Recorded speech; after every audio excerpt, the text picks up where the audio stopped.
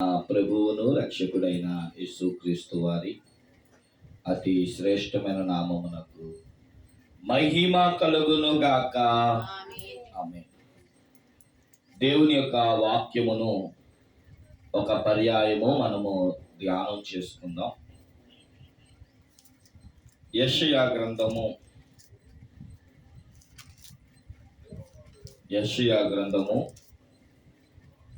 60వ అధ్యాయము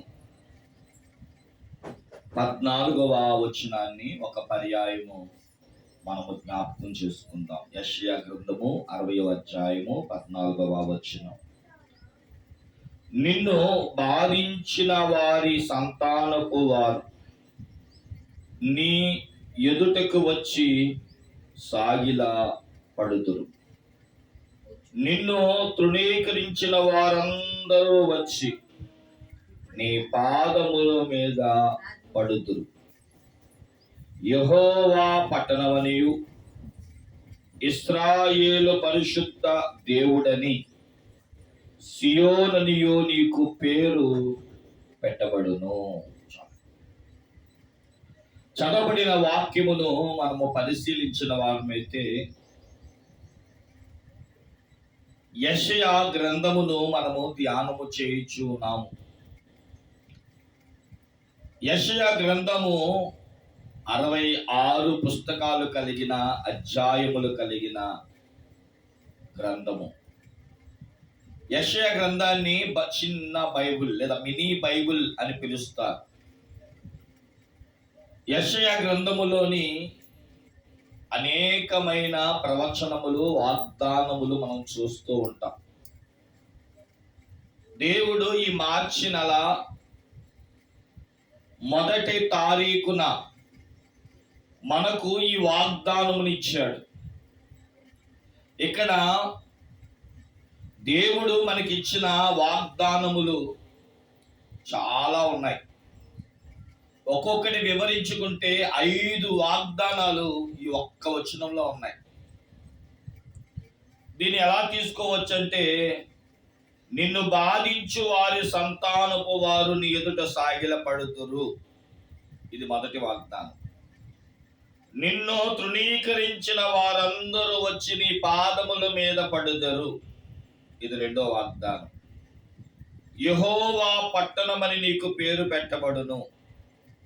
పరిశుద్ధ దేవుడని సియోనని నీకు పేరు పెట్టబడును. ఇది ఒక వాగ్దానం.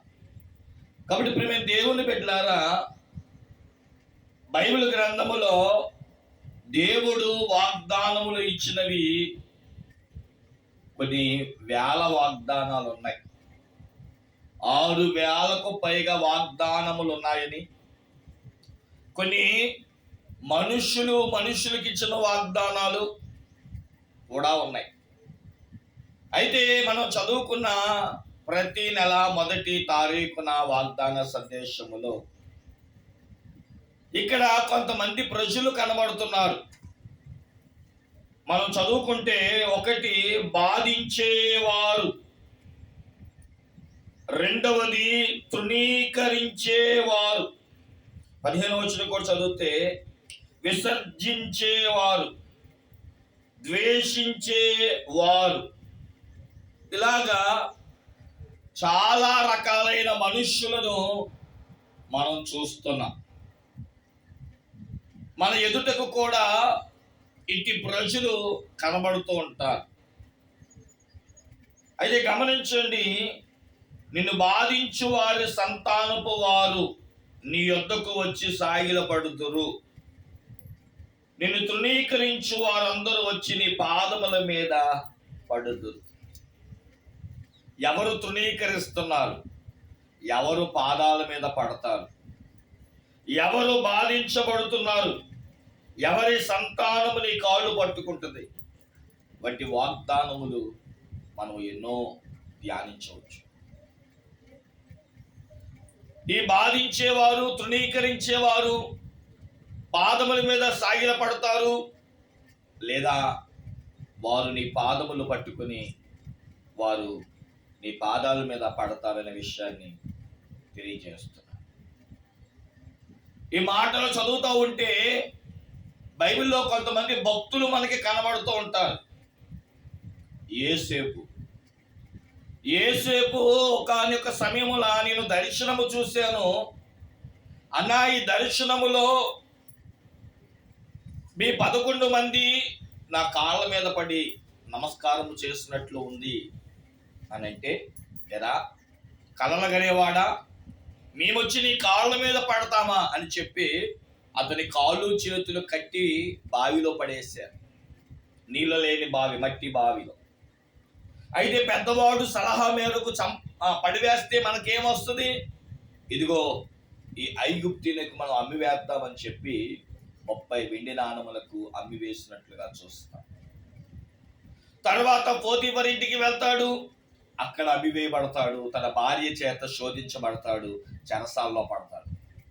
చెరసాల్లో దేవుని కరుణా కటాక్షము, పానదాయకుడు యొక్క దర్శనమును బట్టి ఫరో కన్న కళకు భావము చెప్పడానికి అవకాశం వచ్చినప్పుడు ఆ కళ భావాన్ని బట్టి ఆ ఫరో గారు యోసేపును తన తరువాత రాజుని చేసినట్లుగా, అంటే ముఖ్యమంత్రి అయినట్లుగా మనం చూస్తాం.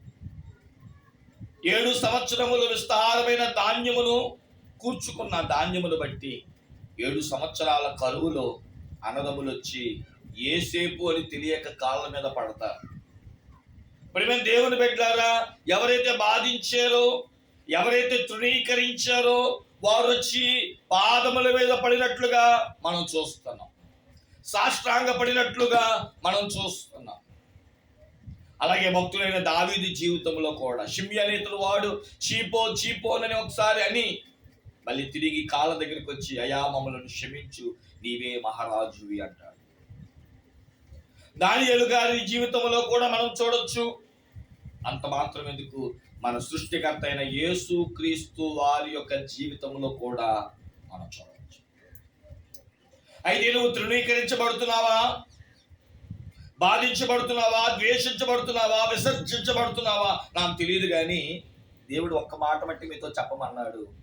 అదేంటంటే, నీ పాదాల మీద పడబోతున్నారు ఈ రోజు నుంచి. దేవునికి మహిమ కలుగునుగా.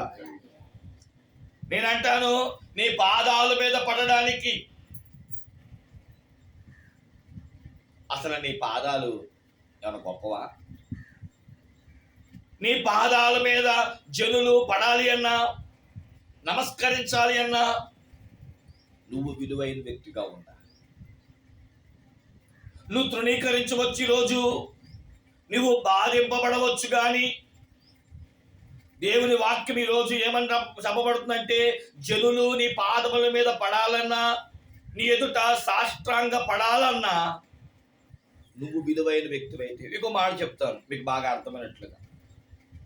ఏ మతమైనా కానివ్వండి, ఒక దైవజనుడు, ఓ పాస్టర్ గారు వెళ్తున్నారు అనుకోండి, వెంటనే మన పెద్దోళ్ళు ఏమంటారంటే, అది కాలు పడు. అదే హిందువులు అయితే స్వామీజీ గారు వెళ్తున్నారు అనుకోండి, వెంటనే ఏం చేస్తాం? పాదాల మీద పడి నమస్కారాన్ని పొందుతాం. కాబట్టి ప్రియమైన దేవుని బిడ్డలారా, ఎందుకంటే ఆ వ్యక్తి గొప్పవాడా అంటే అతడు కలిగిన అనుభవాలు అలాంటివి, అతడు స్వీకరించిన దైవమును బట్టో, అతడు కలిగిన ఆశీర్వాదమును బట్టో, అతనిలో ఉన్న మహాత్మను బట్టో, అతనిలో ఉన్న గొప్పతనాన్ని బట్టో ఆ వ్యక్తి పాదాలు పట్టుకోవడానికి మనము మన పిల్లలను ఆరాటపడుతూ ఉంటాం.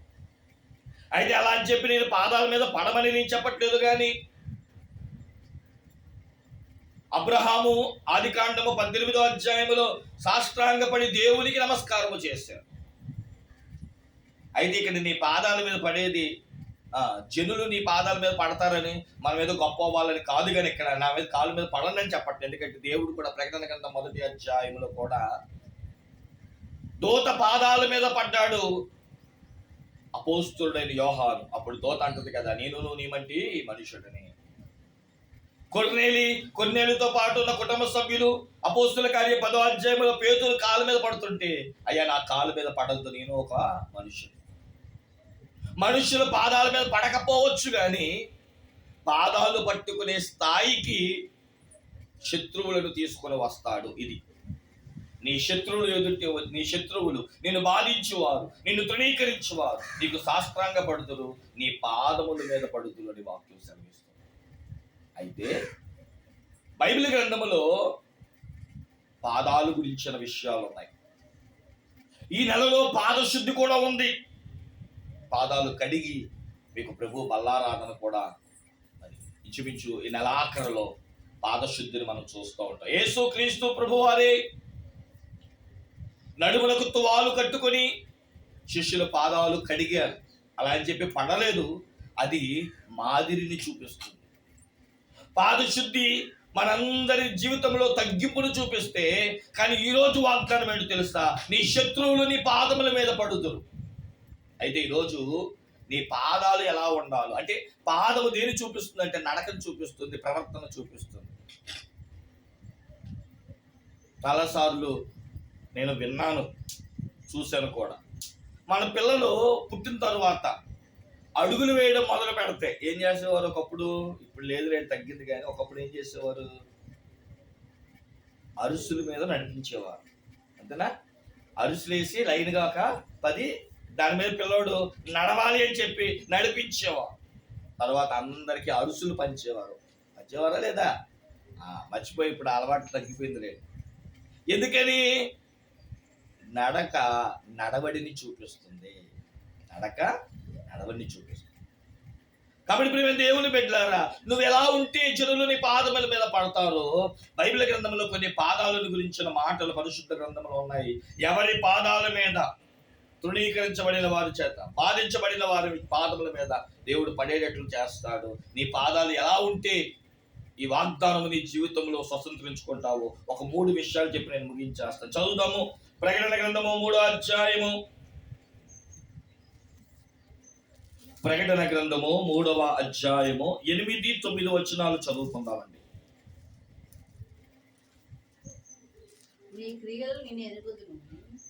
ఇక్కడ ఫిలదెల్ఫియా సంఘముతో దేవుడు చెప్తున్నాడు, నీ క్రియలను నేను ఎరుగుదును, నీకున్న శక్తి కొంచెమై ఉండినను నీవు నా వాక్యమును గైకొని నా నామమును ఎరగనలేదు. ఇదిగో తలుపుని ఎదుట నేనుంచి ఉన్నాను, దానిని ఎవడును వేయనేరడు. యూదుల కాకియు తాము యూదులు మరియు అబద్ధమాడు సాతాను సమాజము వారికి రప్పించదును. వారి వచ్చి నీ పాదముల మీద పడి నమస్కారము చేసి, ఇదిగో నేను నిన్ను ప్రేమించుతునని తెలుసుకున్నట్లు చేసేదను. చూడండి, పాదముల మీద పడి నమస్కారము చేస్తారంట. ఎప్పుడు అనంటే నీవు దేవుని వాక్యమును గైకొని దాని ప్రకారముగా నడిచినప్పుడు. ఎప్పుడు నీ పాదాల మీద పడతారు శత్రువులు? నీ పాదాలకు ఎప్పుడు విలువ వస్తుంది? నీ పాదముల మీద పడాలని ఒక వ్యక్తికి ఎప్పుడు ఆతృతం కలుగుతుంది అంటే, చూడండి 8, 9 వచనములలో, నీ క్రియలను బట్టి నీకున్న శక్తి కొంచెమైన వాక్యమును నీవు ఎరగక దానిని అనుసరిస్తూ యూదులు కాక తమ యూదులను అబద్ధమాడు సాతాను సమాజములో వెళ్ళకంట. ఎవరైతే ఇదిగో నేను నిన్ను ప్రేమించుచున్నాను అని, అంటే ఎవరైతే దేవుణ్ణి ప్రేమిస్తారో, దేవుణ్ణి ప్రేమించడం ఏంటి తెలుసా? నోటితో నేను దేవుణ్ణి ప్రేమిస్తున్నానని చెప్పడం కాదు. దేవుణ్ణి ప్రేమించేవారు వాక్యాన్ని గైకుంటారు, వాక్యానుసారముగా జీవిస్తారు. దేవుడు ఏదైతే వద్దు అన్నాడో వాటి జోలికి వెళ్ళరు. దేవుడు ఎక్కడైతే వెళ్ళొద్దు అని మాట ఇచ్చాడో దాన్ని ఊసెత్తరు. వాక్యము ఏదైతే చెబుతుందో 2 అంచులు కలిగిన దేవుని వాక్యమును వాళ్ళు గైకులు వారుగా ఉంటారు.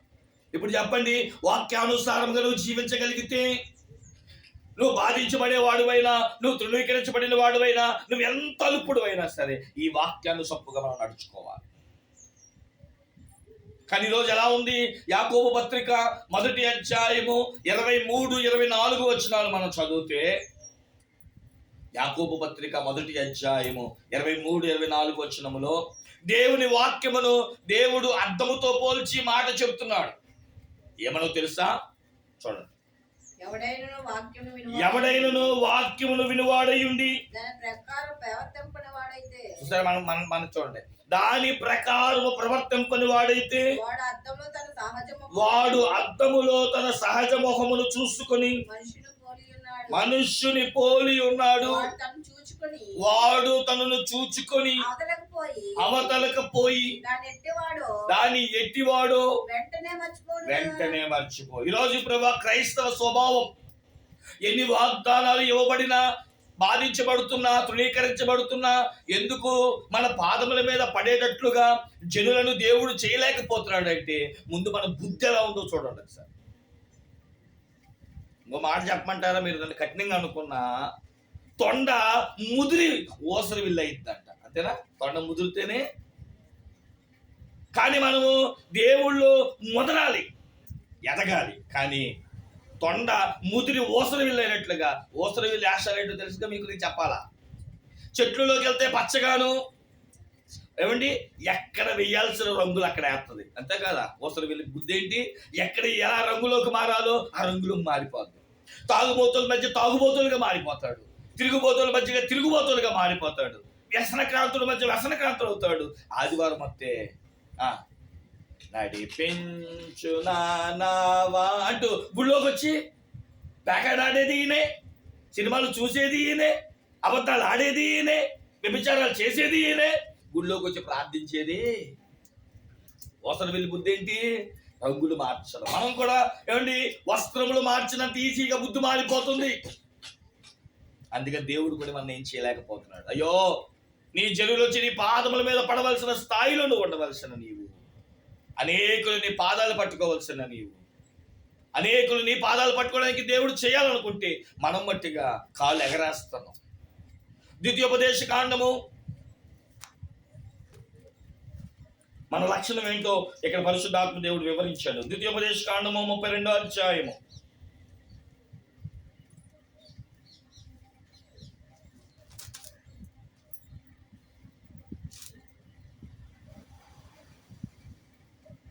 13వ వచనం కాడి నుంచి చూడండి.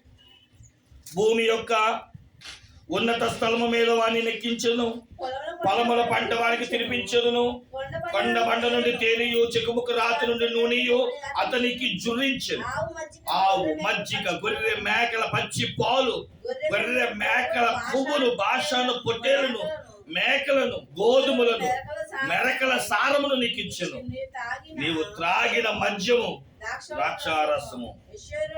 చూడండి, దేవుడు అంట ఇన్ని చేస్తే ఈ యెషూరు అనే ఇజ్రాయేల్ వాడు ఏం చేశాడంట? కొవ్విన వాడే కాలు జాడించాడు. ఏమిటి? దేవుడు మనకి పెడతా ఉంటే బాగా తినదే కాక ఏం చేశాడంట?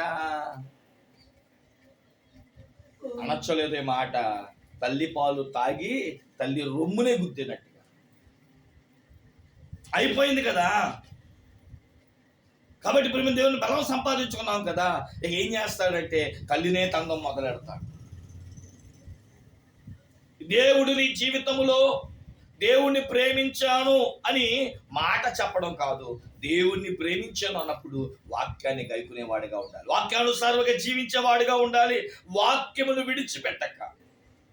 ఫిలిప్పీ పత్రికలో ఉంటుంది 2వ అధ్యాయంలో, ఇట్టి వక్ర జన్మ మధ్య చదువుతారన్నమాట, ఇట్టి వక్ర జన్మ మధ్య జీవము కలిగిన దేవుని వాక్యమును చేత పట్టుకొని మనమంట జ్యోతులను పోదిన వారమై ఉండాలని 14వ వచనం 2వ అధ్యాయము. మీరు మూర్ఖమైన వక్ర జన్మ మధ్య నిరపరాధులను, నిష్కలంకములను, అనిందులనై దేవుని కుమారులగునట్లు సనుగులను, సంశయములను మాని సమస్త కార్యములు చేయుడి. అట్టి జనము మధ్య మీరు జీవవాక్యమును చేత పట్టుకొని లోకమందు జ్యోతుల వలె కనబడుచున్నారు. అందువలన నేను వ్యర్థముగా పరిగెత్తలేదనియు, నేను పడిన కష్టము నిష్ప్రయోజనము కాలేదనియు క్రీస్తు దినమందు నాకు అతిశయ కారణమగును. నువ్వు పడిన కష్టము వృధా పోలేదు. దేవుని యొక్క న్యాయ సింహాసనము దగ్గర నువ్వు పడిన ప్రయాస, ఎవరైతే నిన్ను చూచి చీ చా అని బాధించారో, నిన్ను ఇబ్బంది పెట్టారో, వాళ్ళు నీ పాదముల మీద ఎప్పుడు పడతారో తెలుసా? నువ్వు వాక్యాన్ని గట్టిగా పట్టుకున్నప్పుడు, వాక్యానుసారముగా జీవించినప్పుడు, వాక్యమును పుస్తకాల్లో కాదు నీ బ్రతుకులో ఎప్పుడైతే నువ్వు చూపించగలుగుతావో అప్పుడంట ఎక్కడ ఎక్కడ ఎక్కడ అని చెప్పి నీ పాదాలు పట్టుకోవడానికంట జనులు ఆరాట పడతారు. ఈరోజు వాక్యం వింటున్న దేవుని జనాంగమా, కాబట్టి నువ్వెందుకు ఆ పని చేయకు? నీ శత్రువులైన వారు, నేను బాధించేవారు, నేను తృణీకరించేవారు నీ పాదముల మీద పడాలి అంటే నువ్వు చేయాల్సిన మొదటి పని వాక్యాన్ని గట్టిగా పట్టుకో. ఇక రెండోది చూసిన వారు అయితే ప్రేమ దేవుని పెట్టారా, ద్వితీయోపదేశ కాండము 24వ అధ్యాయము 25వ వచనాన్ని చదువుకుందాం. ద్వితీయోపదేశకాండము 33వ అధ్యాయము 24-25 వచనములు ఒకసారి చదువుకుందాము. అషూరును గూర్చి ఇట్లనెను, ఆషేరు తన సహోదరుల కంటెను ఎక్కువ ఆశీర్వదించబడెను, అతడు తన సహోదరుల కంటెను కటాక్షము నొందెను, తన పాదములను తైలములో ముంచుకొనెను. చూడండి ప్రేమ దేవుని బిడ్డలారా, ఇక్కడ మనం చూసిన వారమైతే ఆషేరు అనగా సంతోషము, ఆశీర్వాదం అని అర్థము. ప్రేమ దేవుని బిడ్డలారా, ద్వితీయోపదేశకాండము 33వ అధ్యాయం 24-25 వచనములో ఈ ఆషేరు గురించి ఏం చెప్తున్నాడంటే దేవుడు, ఇతనంట పాదములు తైలములో ముంచబడిన వాడిగా మనం చూస్తాం. యెహోషువ కానాను చేరిన తరువాత ఇజ్రాయేలు గోత్రకర్తలకు స్థలాల పంపిణీ చేస్తాడు అన్నమాట. స్థలాల పంపిణీ చేస్తాడు. ఈ మధ్యన సైంటిస్టులు అసలు స్థలాల పంపిణీ ఎలా చేశారా అని చెప్పి చూస్తే, ఆషేరు యొక్క గోత్రములోనంటండి ఆయన చేసిన స్థలాలంతా కూడా ఒలీవల తోటలో ఉన్న స్థలాలంట. అంతమే కాదు, ఇంకొంతమంది ఏం చెప్తున్నారంటే ఆ యొక్క తోట అంట ఏమంటే డ్రోన్స్ అంటే ఆకాశానికి వెళ్ళి చూస్తే ఆ కెమెరాతో తీస్తేనంట ఆషేరు గోత్రం యొక్క స్థలం ఎలా ఉందంటే ఒక పాదపు యొక్క ఆకారంలో ఉందంట. అంటే ఒక పాదం ఎలాగైతే మనకు ఆకారంలో ఉంటుందో ఆషేరుకి ఇచ్చిన గోత్రపు యొక్క స్వాస్థ్యము కూడా పాదములు పెట్టే ఆకారం ఉందంట. ఆ పాదములో ఉన్న ఆకారములో ఎక్కువ ఒలీవల తోట ఉందంట. అందుకనే ఒలీవల నుండి తీయబడిన తైలముతో అతని పాదములంట నిత్యము తడుస్తూ ఉండేవంట. తైలము దేన్ని చూపిస్తుంది అంటే 2 రకాలు, ఒకటి అభిషేకము, 2 దేవుని ఆత్మను చూపిస్తుంది. అనగా ఆషేరు ఎప్పుడూ కూడా ఎలాంటి అనుభవం కలిగిన వాడంటే ఆత్మ కలిగిన వాడై ఉన్నాడు. రోమాపత్రిక 8వ అధ్యాయములో ఓ చక్కని మాట పరిశుద్ధాత్మ దేవుడు రోమాపత్రిక 8వ అధ్యాయము 14వ వచనము, దేవుని ఆత్మ చేత ఎందరు నడిపించబడుదురో వారందరూ దేవుని కుమారులయ్యుందురు. మనమందరము దేవుని కుమారులమై ఉండాలి అంటే ఆలోచన చేయండి ప్రేమ దేవుని బిడ్డలారా, మన పాదములు కూడా తైలములో ముంచబడినట్లుగా ఆత్మలో జీవించాలి. ఏమండి, మనం గులాబీ తోటలోనికి వెళ్ళామనుకోండి, మన దగ్గర నుంచి ఏ వాసన వస్తుంది? గులాబీ వాసనే వస్తుంది. గంజాయి తోటలోకి వెళ్తే ఏ వాసన వస్తుంది? గంజాయి వాసన వస్తుంది. కాబట్టి ప్రేమ దేవుని బిడ్డలారా, మనము కూడా వేడి గులాబీ తోటలోకి వెళ్తే మన దగ్గర నుంచి గులాబీ వాసన వచ్చినట్లు, ఏమిటి గంజాయి తోటలోకి వెళ్తే నీ దగ్గర నుంచి గంజాయి వాసన వచ్చినట్లు, ఆషేరు దగ్గర అంట ఎప్పుడు 24 గంటలు తన కాళ్ళంట తైలములో ముంచబడినట్లుగా అతని యొక్క పాదం అంట ఎప్పుడు కూడా ఆత్మ కలిగి జీవించేవాడు, ఆత్మలో నడిపింపగలిగిన వాడు. అందుకని బైబిల్ చెప్తుంది, ఎందరూ ఆయన ఆత్మను కలిగి జీవిస్తారో వారు దేవుని కుమారులు. మనము కూడా దేవుని కుమారులుగా మార్చబడి బాధించు వాడందరూ మనకు సాగిలు పడాలంటే ఇక్కడ చెప్తున్నాడు, అన్నదమ్ములందరూ కూడా ఆషేరు దగ్గరికి వచ్చి సాగిలు పడేవారట. ఎందుకంటే ఆషేరు యొక్క దీవెన అటువంటిది. కాబట్టి ప్రియమైన దేవుని బిడ్డలారా, ఆషేరు ఒక మనం గమనించిన వారమైతే ప్రియమైన దేవుని బిడ్డలారా సహోదరుల కంటే హెచ్చుగా ఆశీర్వదించబడినవాడు. అతని పాదము ఆత్మలో నింపబడినట్లుగా తైలములో ముంచబడినట్లుగా. ఎవరు ఆత్మలో నింపబడతారో, ఎవరు పరిశుద్ధమైన జీవితాన్ని, దేవుడు ఆత్మ ఎవరి మీదకి వస్తుంది? ఒక ఆయన డబ్బు సంచి పెట్టి అంటున్నాడు, ఆత్మత్తావా సత్తావా అని. పేతురు మహాశయుడు అంటాడు కదా, అబ్బాయి నీ హృదయం బాగోలేకపోతే పరిశుద్ధాత్మ దేవుడు నీ వశము కాదు. నువ్వు బాప్తీసం పొందుకున్నా, నువ్వు ఎంత నిష్టగా జీవించినా నీ హృదయం బాగోపోతే, అందుకని అయోగ్యముగా దేవుని బలలో పాలు పొందితే శాపమే. దేవుని బల దగ్గరికి వచ్చినప్పుడు తైలములో ముంచబడినట్లుగా నేను కూడా ఎలా ఉండాలి అంటే పరిశుద్ధమైన జీవితం కలిగి ఉండాలి. అప్పుడే దేవుడు ఆత్మ నీకు వరముగా ప్రసాదించబడుతుంది. ఈ రోజుకి నీ దేవుని ఆత్మను పొందలేకపోతున్నావంటే ఇంకా నీ శరీరంలో కల్ముషముతో నింపి ఉన్నదేమో ఒకసారి గమనించుకో. కాబట్టి ప్రేమ దేవుని బిడ్డలారా, రెండవది ఆత్మ కలిగి జీవించాలి. మొదటిదేమో వాక్యమును కలిగి జీవించాలి, వాక్యానుసారముగా జీవించాలి. రెండవది తైలములో కలిగిన అనుభవాలు కలిగినట్లుగా ఆత్మను కలిగి జీవించాలి. ఇంకో మాట చెప్పి నేను ముగించేస్తాను. చదవండి యెషయా గ్రంథము. ఎవరి పాదాల మీద తృణీకరించబడిన వాను, ద్వేషించబడుతున్న మనము మన పాదముల మీద పడాలి అంటే మూడవది మనకు ఉండవలసిన అనుభవం ఏంటి అంటే యెషయా గ్రంథము 52వ అధ్యాయము 7వ వచనము. సువార్త ప్రకటించు, సమాధానమును చాటించుచు, సువర్తమానం ప్రకటించు అని రక్షణ సమాచారము ప్రచురించు అని పాదములు నీ దేవుడు ఏలుచున్నాడని సియోనుతో చెబుచున్న వారి పాదములు పర్వతం మీద ఎంతో సుందరమే. ఈ మాట రోమపత్రికలో కూడా మనం చూడవచ్చు. సువార్త ప్రకటించు వారి పాదములు. మన పాదాలంట ఎక్కడికి నడవాలి? ఎక్కడ నడవాలంట? బ్రాండీ షాపుకి నడవాలా? సాయంత్రం అవుతుంటే వేశ్యా గృహానికి నడవాలా? మన పాదములంట వీధిలోనైనా వాడలోనైనా దేవుని వాక్యమును ప్రకటించడానికి వీధుల్లోకి వెళ్ళాలంట మన పాదం. ఈరోజు దేవుని వాక్యం ఎవరికి చెబుదామా, ఏ ఇంటికి చెబుదామా, ఎలా చెబుదామా అంటూ నీ పాదాలపై యొక్క అడుగులంట ఎదురింటి వారికి పక్కింటి వారికి ఏమండి చెప్పడానికంట పర్వతాలు ఎక్కాలంట. పర్వతం లాంటి శ్రమలు శోధించబడుచున్న పాదముల వల్లే ప్రేమ దేవుని పెట్టారా మనం జీవించాలి. అంటే మూడవది సువార్త జీవితం కలిగి ఉండాలి. దేవుని వాక్యం నలుగురికి చెప్పాలి. దేవుని వాక్యం చెప్పడం అంటే ఆశభాష.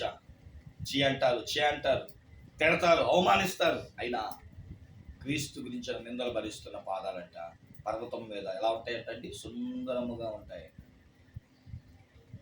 అందుకని మన దేవునికి ఒక పేరు ఉంది, ఎంతో సుందరుడమ్మ తాను, నేనెంతో మురిసిపోయాను,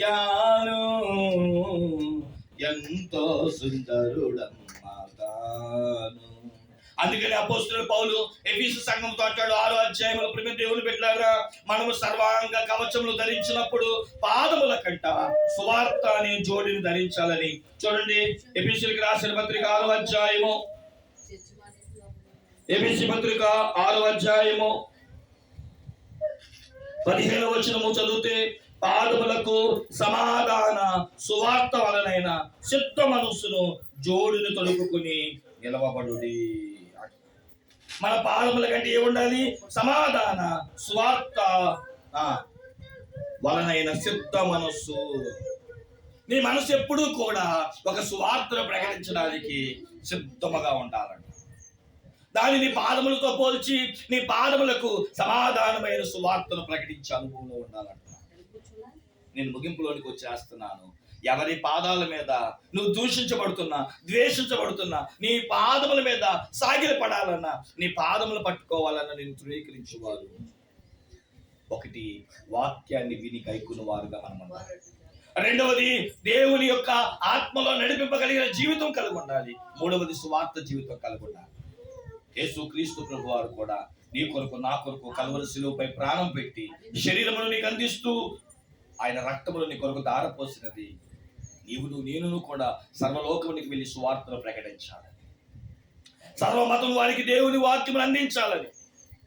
మరి ఎలా ఉన్నాం? 1 పేతురు పత్రిక 2వ అధ్యాయం 9వ వచనంలో, చీకటిలో నడుచుచున్న మనము వెలుగైన క్రీస్తు వైపుకు తిరిగి గుణాతిశయములను ప్రచురము చేయ నిమిత్తము రాజులైన యాజక సమూహముగాను పరిశుద్ధ జనముగాను సొత్తైన ప్రజలముగా మనం మారాలి. అట్టిగా మనం మారినప్పుడే నన్ను మన పాదములను అనేకులు సాష్టాంగ పడేటట్లుగా, తృణీకరించబడిన మనలను మన పాదముల మీద పడేటట్లుగా మన దేవుడు చేయగలుగుతాడు. కాబట్టి ప్రియ దేవుని పెట్టారు. చక్కని మాటలు ముగించేసుకుందామా? రోమపత్రిక 16:20లో ప్రియ మాట్లాడారు. మాటలు ముగించుకుందాం. రోమపత్రిక 16వ అధ్యాయం 20వ వచనం.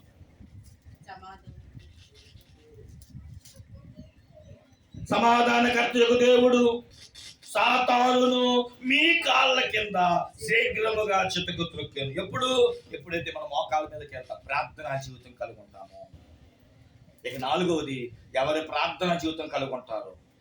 క్రీస్తు వైపు చేతులెత్తి పరిశుద్ధ దేవుని వైపు మీరు సాగిలపడి మీరు దేవునికి నమస్కరిస్తారు. మళ్ళీ చెప్తున్నాను, నీవు దేవునికి నమస్కరిస్తే జనులు నీకు నమస్కరిస్తారు. దేవుని తృణీకరిస్తే జనులు నిన్ను తృణీకరిస్తారు. అందుకనే 4 గోడల మధ్య నీ జీవితం ఎప్పుడు దేవుని పాదాలు పట్టుకునే వ్యక్తిగా ఉండాలి. నువ్వు మోకరిస్తే నీ కాళ్ళ కింద అనగా నీ మోకాళ్ళ కింద సాతాను చెదక త్రొక్కబడుతుంది.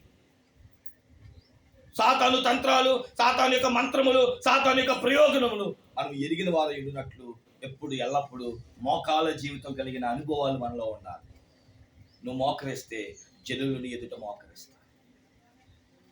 దానియేలు సింహాల గృహలో మోకరించాడు. దానియేలు ఎదుట రాజు మోకరించాడు. దేవునికి మహిమ కలుగును గాక. ప్రియమైన దేవుని బిడ్డలారా, తృణీకరించబడిన వారు ఏమైపోయారట?